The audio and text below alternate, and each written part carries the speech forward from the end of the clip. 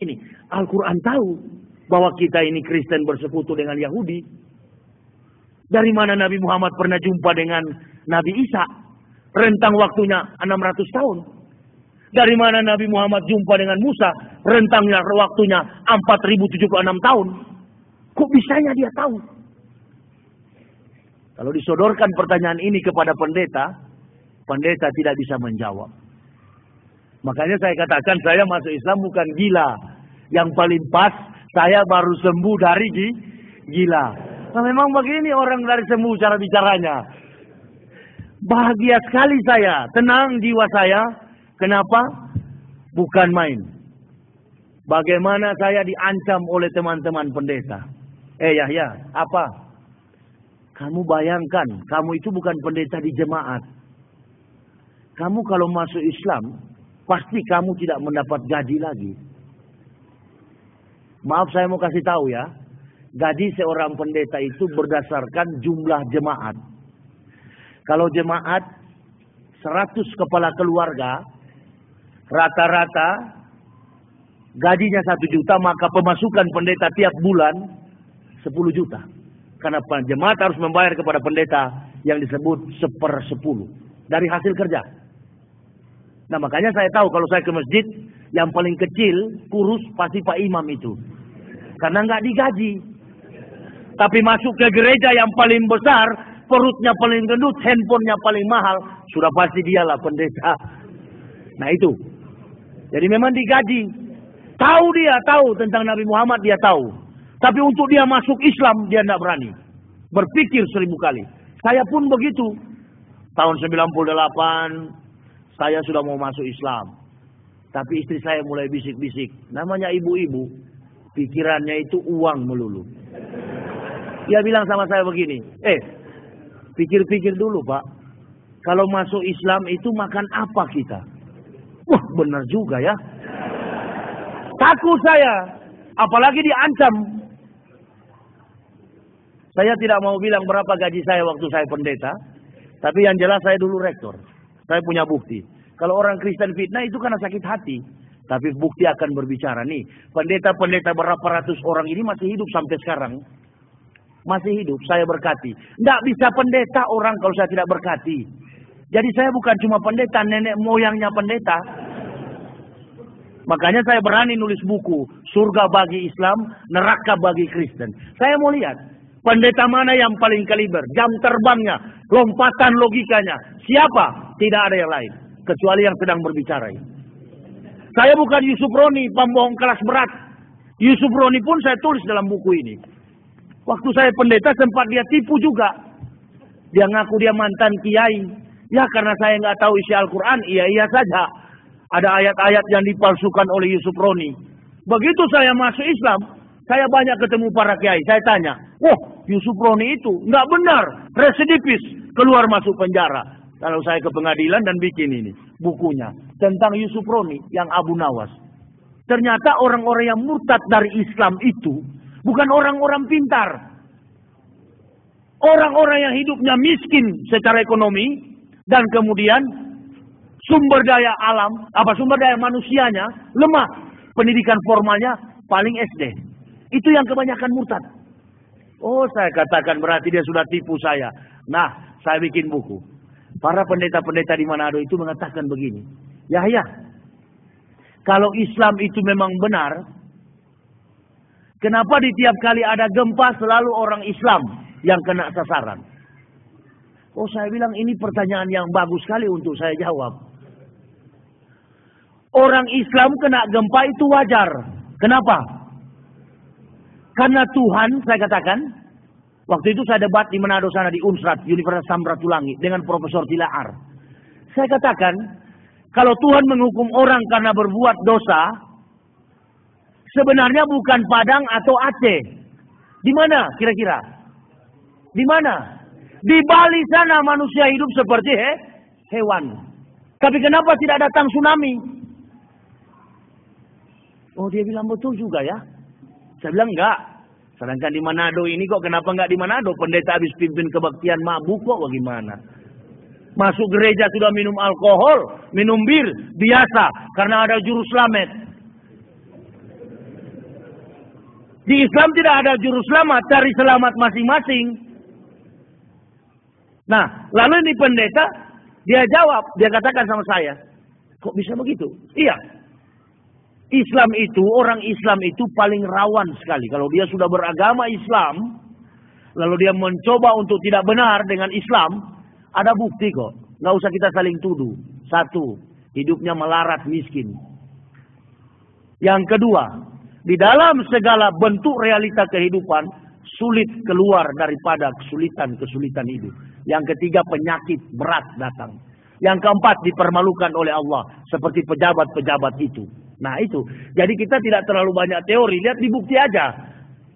Ini Muslim KTP yang mana? Itu yang sudah sana. Yang pemulung-pemulung sampah. Sebenarnya tidak ada orang beriman itu miskin. Bukan miskin, kekurangan. Pas-pasan boleh, tapi jangan terlalu miskin. Sedangkan orang kafir diberi harta oleh Allah. Saya masuk Islam 4 bulan. Sempat jual plastik begini di Jakarta Utara, Kampung Beting. Coba tanya, yang tolong saya hanya Ketua Majelis Ulama Indonesia, Bapak Kiai Haji Katamas. Itu. Oh, Bapak bekas pendeta dulu ya? Iya, ini dokumen saya. Oh, saya pikir orang biasa ini ada teman yang ngasih tahu. Karena saya masuk Islam tidak mau jadi ustadz.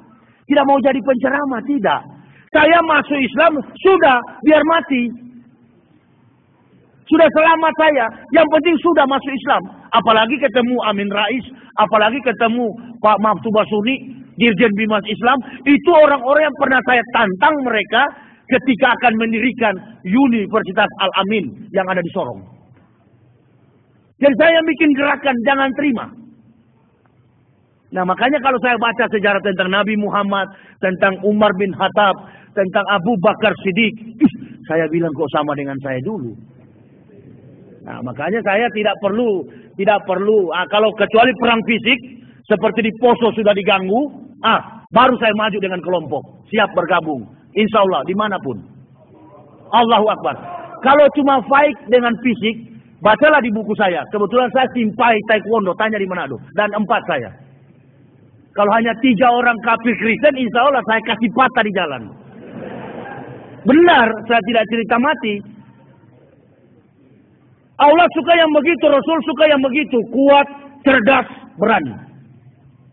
Kalau pejuang mujahid kita lalu loyo, untuk apa? Tapi saya paham, understand to the world we live in. Saya paham di mana dunia saya berpijak. Banyak muslim ayam sayur di Indonesia ini. Artinya banyak yang suka berjilat sama kafir. Makanya saya tidak mau di backup oleh satu institusi, organisasi. Orang kunut, saya ikut. Karena kunut menurut para kiai doa.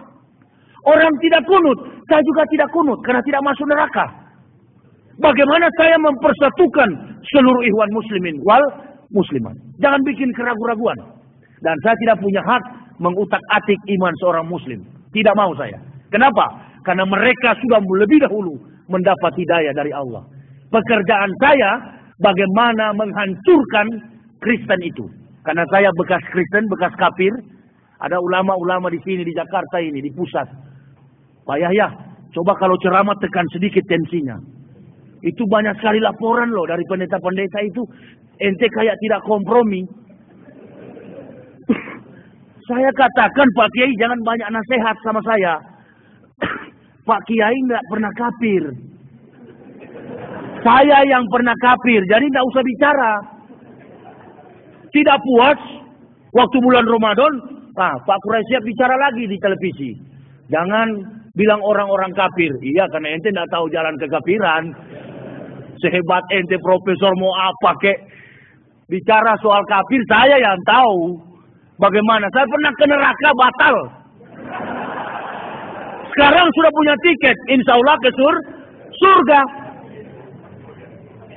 Itu tahun 2001. Gus Dur ditumpangi tangan. Saya di situ satu. Oleh Gilbert Rumoindong. Profesor Dr. Mary Susi. Paul Yonggito. Itu kan konven Dewan Pendeta Sedunia. Ada saya. Saya masih menjabat tahun 2001. Saya sudah begini sekarang keadaannya, sudah tidak pakai jas mahal lagi, nggak apa-apa. Kaki saya sudah terkelupas karena sholat, tidak jadi masalah. Saya tidak punya jas All England lagi, tidak punya pentofel lagi, tidak punya dasi lagi. No problem. Saya hidup dengan tenang, penyakit saya sembuh, bahkan saya tidak jarang tidur, makan tidak teratur. Tetapi alhamdulillah saya masih sehat sampai hari ini. Saya tahu besok saya akan mati. Habibie punya istri meninggal, dibacakan amal-amalnya. Qalaqal mauta wal hayata liyabluwakum ayyukum ahsanu amalan. Amalnya dibaca, hanya dibungkus dengan kain kafan. Saya tahu tuh Profesor Habibie kaya di Jerman. Tapi waktu saya lihat di dalam peti mayat, di dalam kain kafan yang dibungkus, lalu ditutup, ditimbun dengan tanah, tidak ada satupun harta yang dibawa oleh Ibu Haja Ainun ke dalam kubur. Sebaliknya, waktu saya masih pendeta dulu, teman saya pendeta Lambertus mati, bukan main dipesan, pakai dasi kupu-kupu, pakai jas All England, pakai sepatu mengkilat. Total biaya pada waktu itu mempersiapkan Lambertus mati 27 juta. Bayangkan. Orang Islam cuma kain kapan, masuk surga. Bagi yang menjalankan, yang Abu Nawas mampir dulu ente. Sampai benjol-benjol di situ baru sampai, kira-kira gitu. Makanya saya bilang, hey, kafir-kafir, jangan menilai Islam dari manusia Muslim yang KTP. Itu yang main Islam, sinetron Islam KTP, semua KTP semua itu. Mau jadi contoh tapi salah contoh. Ada sinetron kiai terbang dari pohon ke pohon. Ini betul-betul mau merendahkan Islam. Gak begitu ajaran Islam. Saya yang tukang bela. Orang bicara tentang kerasulan Nabi Muhammad. Dari Al-Quran, dari hadis, dari logika. Apalagi sini kita berhadapan. Begitu. Kalau Umar bin Khattab ketika orang bicara jelek, bicara miring tentang Muhammad, beliau menghunus pedang, ya kami lain. Ada orang bicara tentang Rasul miring, kami yang siap menghadapi. Tidak berani. Tidak ada yang berani. Kecuali secara diam-diam lewat internet. Ya mana kita tahu. Berhadapan paling bagus. Nah, jangan berhadapan dengan profesor-profesor muslim yang suka. Apa istilah orang pintar sih. Saya tidak pintar. Pluralisme agama. Iya kan? Pluralisme agama. Apa sih pluralisme itu? Pluralisme itu kan satu solution untuk membangun negara ini. Tapi saya menonton kaset VCD perang di Irak. Para mujahid mengatakan, kami menentang penjajah, kami menentang para tentara Amerika bukan untuk mempertahankan tanah Arab. Kami mempertahankan akidah Islam. Itu. Nah, ini yang kita harus pegang sebenarnya. Jadi saya tidak peduli dengan hal apapun. Pada prinsipnya saya menjalankan Islam ini tujuannya dua. Dakwah saya umat Islam kokoh dalam akidahnya, orang Kristen masuk Islam. Tapi jangan semuanya. Karena kalau Kristen sudah semuanya masuk Islam, lalu siapa yang di neraka kan begitu. Jadi cukup aja yang pintar-pintar. Makanya saya katakan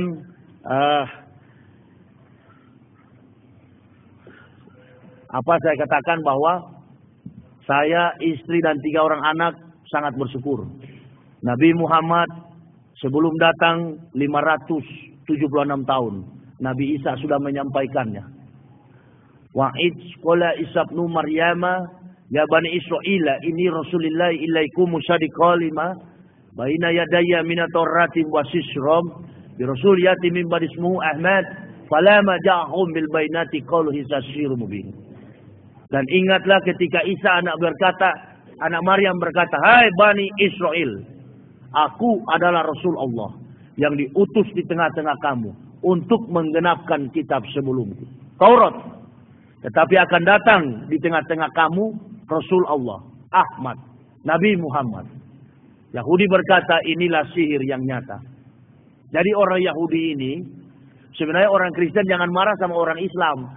Orang Kristen marah sama Yahudi. Karena Yahudi yang membohongi Kristen. Kita umat Islam itu hanya mau meluruskan supaya jangan kafir. Tapi mereka anggap lawan. Coba hebatnya Yahudi itu. Jadi saya kenapa tidak takut? Kalaupun maju di persidangan, Ini baru 45 dari kemampuan saya membongkar kebohongan Kristen. Belum dari kacamata politik dunia. Masih banyak di kepala saya ini. Kalau saya bongkar semuanya tentang Kristen, sampai kepada sistem gereja. Umpamanya dia kebaktian hari Minggu begini. Saudara tahu, beda dengan umat Islam. Kotak amal itu untuk pembangunan masjid. Kalau gereja tidak. Derma-derma yang diberikan itu ditampung, disetor ke PGI. Dari PGI ke Dewan Gereja Dunia.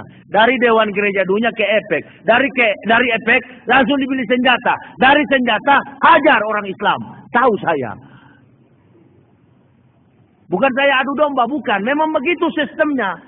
Mempertahankan. Makanya dia biar sedikit, kita agak segan. Yang kedua, sains, medis, apapun, perbankan dunia, dia kuasai, Yahudi kuasai. Militer, begitu juga. Nah lalu bagaimana kita mengalahkan dia? Hanya satu, tingkatkan dakwah, di mana-mana permalukan antek-anteknya. Karena Yahudi itu kuat, didukung oleh Kristen. Bagaimana mereka mengatakan, mengiyakan, ini kitab kami, perjanjian lama, pakailah, kata Yahudi, silakan pakai. Anggaplah perbuatan-perbuatan Nabi dulu, menubuatkan atau merisalahkan, Isa mau datang, silakan pakai. Paulus inilah orang yang mereka jadikan sebagai ahli dalam menafsirkan the Holy Bible, Old Testament, New Testament, perjanjian lama dan baru. Bukan Injil. Nah, Paulus ini, dia merekayasa kitab perjanjian lama atas persetujuan Yahudi. Dengan begitu, banyak orang yang setuju. Seluruh dunia, 850 juta jiwa penduduk dunia beragama Kristen. Saudara jangan percaya kalau orang Amerika mayoritas Kristen. Tidak benar. Amerika itu kebanyakan ateisme. Tidak bertuhan. Dan kemudian golongan mereka ada sekitar 15% dari source W. Bush, Walker Bush, Presiden Amerika lama. Itu bukan Kristen agamanya. Apa nama agamanya? Yudaisme. Itu semi Yahudi, orang Yahudi. Ya, jadi antara sinagoge, mixtapel, dan gereja beda. Kalau sinagoge itu bangunan kebaktiannya ortodoks. Kalau gereja Protestan, gereja diambil dari bahasa Portugis, church. Dan kemudian kalau Israel punya tempat ibadah hampir sama dengan masjid, tapi dia tidak sujud ke lantai, dia sujud ke tembok. Itu disebut dengan meratap tembok ratapan. Jadi 3 agama besar di dunia ini, datangnya Islam, Yahudi akui, Islam benar. Tapi mereka katakan, sampai kiamat kami tidak akan mengikuti Muhammad. Oleh karena itu saya bilang, betapa berharganya kami. Walaupun dipecat. Mungkin orang berpikir, ada umat Islam yang Islam KTP, Islam abangan yang nggak mengerti Al-Quran. Dia pikir kami ini cuma puji-puji kalau berceramah. Pak Yaya ini mau sok pahlawan. Enggak. Demi Allah. Kalau saya hanya mau cari uang, dengar baik-baik. Tidak perlu saya ceramah. Bikin saja buku, kemudian bawa di toko buku, tunggu-tunggu saja royalti. Begitu kan? Nah, supaya ada fitnah dari luar sana. Bahwa saya masuk Islam, nggak puas dengan dolar dari Jerman. Begitu. Karena kami digaji bukan oleh Amerika. Pusat gereja Protestan itu ada di Jerman, Stuttgart.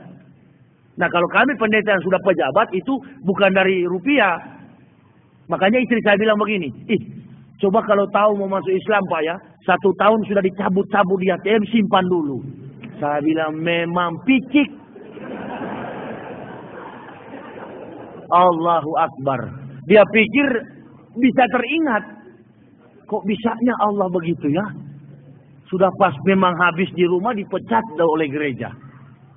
Saya hidup dengan kesederhanaan, tapi saya senang, jiwa saya tenang. Orang boleh fitnah, orang silakan puji, tetapi kami tidak ada urusan dengan manusia di dalam menjalankan dakwah. Saya tidak mau berdakwah 1-2 tahun berdakwah, besok mana Pak Yahya? Oh sudah jadi ini, jadi itu. Enggak. Apalagi yang politik-politik.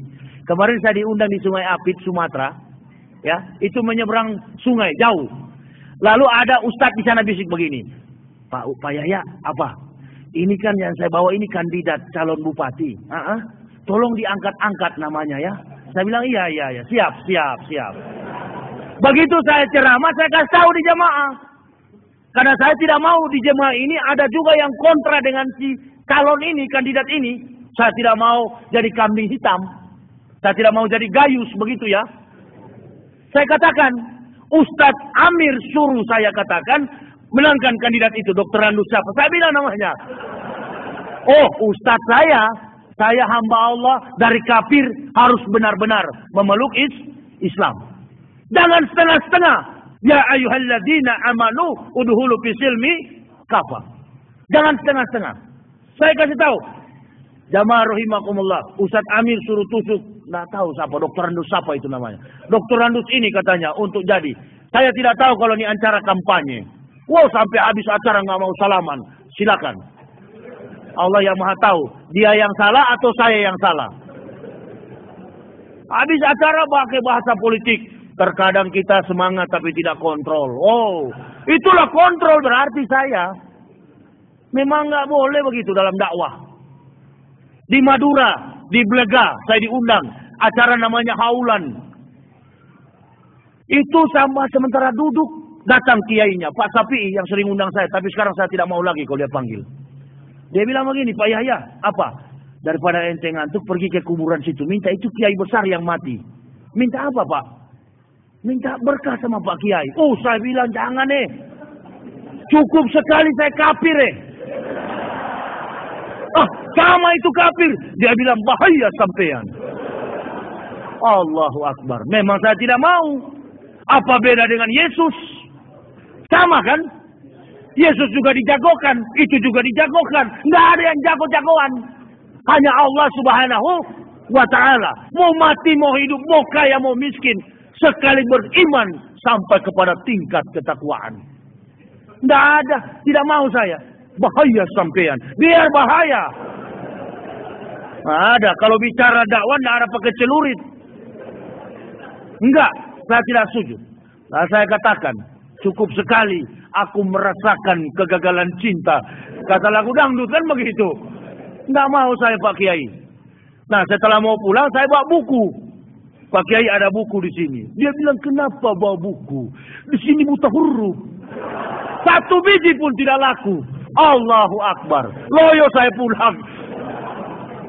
Blega itu kan Sampang. Sampang itu 60 kilo masuk ke dalam. Siapa orang Blega pasti tahu. Nah di sana masih ada muslim-muslim begitu. Oh saya bilang tidak sembarang juga jadi Islam ini ya. Saya pikir bersyahadat selamat. Betul. Oh pantas banyak muslim ayam sayur.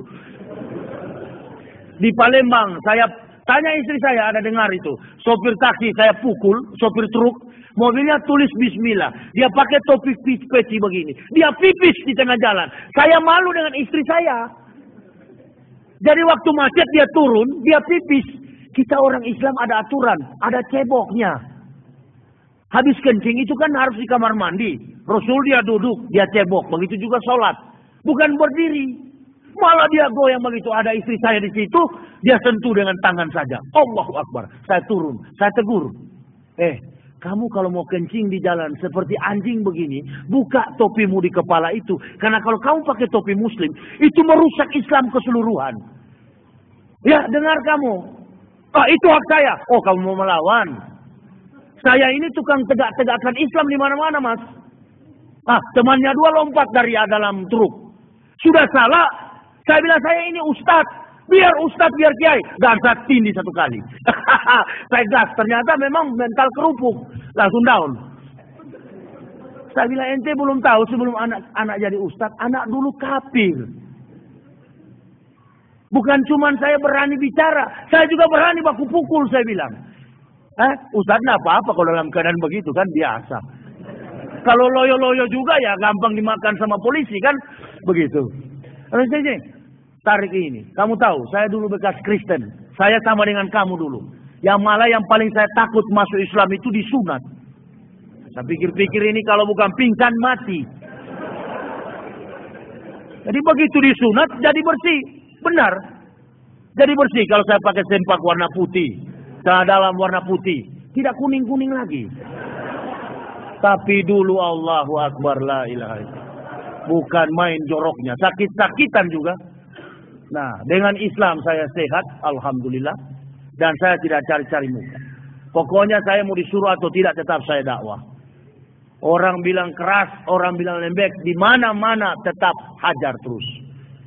Sampai nanti barangkali insya Allah Kalaupun saya mau ke Madinah atau ke Al-Azhar, itu pokoknya tujuan saya sendiri. Saya belum konsentrasi untuk naik haji. Mantapkan dulu. Daripada kita haji pulang ke sini nggak mabrur. Timbangan 1 liter dikasih kurang 2 ons. Nah, pukulan 2 kali kalau masuk kubur itu. Itu orang-orang seperti itu. Jadi saya pikir Islam itu gampang, setelah bersyahadat sudah. Oh, ternyata bukan. Untuk mencapai tingkat ketakwaan itu banyak prosedural yang perlu kita. Seperti tadi Ustaz sudah jelaskan, saya sempat simak banyak. Saya sempat simak. Nah, itu ya bidang-bidang Ustaz. Kalau saya enggak boleh masuk ke situ, jangan sok jagoan. Karena baru dari kafir, kemudian masuk Islam, jangan coba-coba menasihati umat Islam. Hormatilah mereka, karena mereka lebih dulu mendapat hidayah. Nah, kalau saya diberi, insya Allah, ilmu lebih banyak dari Allah, dan diperkenankan, diizinkan ke depan 5-10 tahun ke depan, insya Allah mungkin lebih bagus lagi akan menasihati jamaah. Tapi belum saatnya sekarang. Masih bodoh. Baca Al-Quran pun masih bengkok. Ya, jadi harus tahu diri. Yang penting semangat dan punya bukti dulu. Bagaimana jamaah Islam ditegakkan di Indonesia ini. Itu saja. Saya kira ada sesi pertanyaan ya, Ustaz. Silakan bagi siapa yang ingin bertanya. Saya juga fisik agak lemas nih. Kunang-kunang mata saya. Mungkin saya setelah ini saya mau istirahat dulu. Saya nggak mampu. Nanti kalau jamaah supaya lebih jelas lagi tentang pikiran saya, perjuangan saya, ada kaset dan VCD saya. Ada di bawah Ustaz ya. Kalau tidak ada di mobil saya. Di mobil di luar sana, siapa yang ingin memilikinya silakan ambil. Tapi jangan bilang ambil begitu seperti di Semarang, ambil nggak bayar, langsung lari. Setelah saya ke mobil, saya tanya, Mak, sudah ada orang beli tadi itu buku? Ada Pak, banyak. Bukan beli Pak, mereka bilang Bapak suruh. Allahu Akbar.